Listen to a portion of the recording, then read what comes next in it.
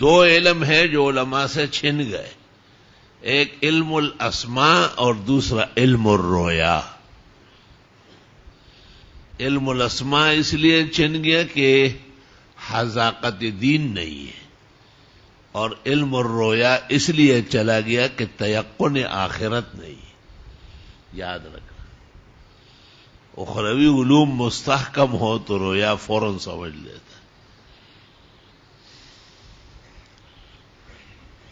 رویا ایک عالم کی زبان ہے، جیسے انگریزی ایک زبان ہے، ترکی ایک زبان ہے،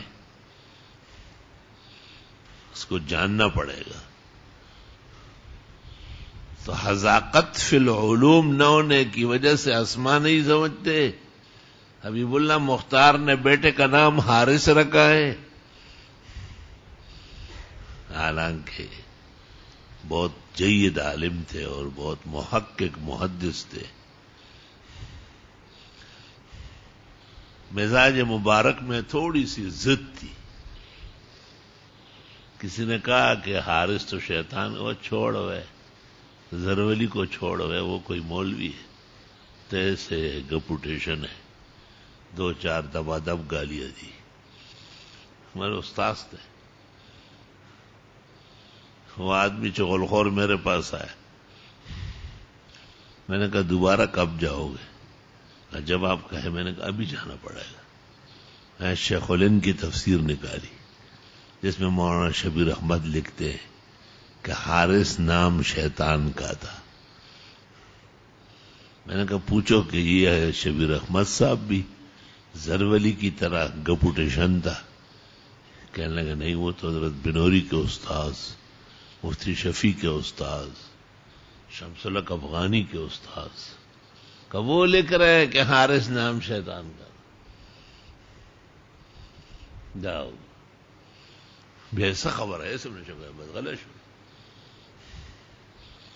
شیشے کے گھر میں بیٹھ کر پتھر ہی پھینکتے، دیوار آہنی پہ حماقت تو دیکھیے۔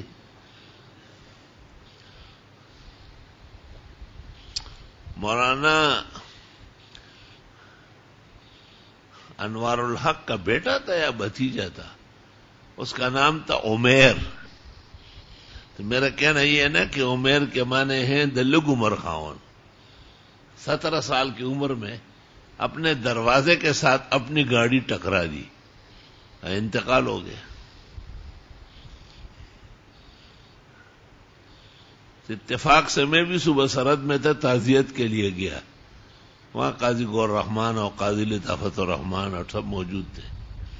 یہ بات بھی کسی نے کہی کہ آپ تو عمیر کے بارے میں کہتے ہیں، اور انہوں نے کہا نہیں یہ کوئی ضروری نہیں۔ میں نے کہا ضروری نہیں لیکن ہوا وہی یعنی عمیر د 17 کاله په عمر په خپل دروازه کې مړ شو، بیا هم په خبره پوه نه شو، داسې به وګومان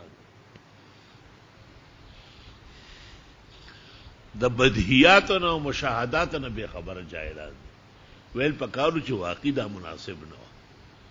په 19 کاله کې دروازې سره ټکراو شو، بس گاڑی کې سایلنٹ شو۔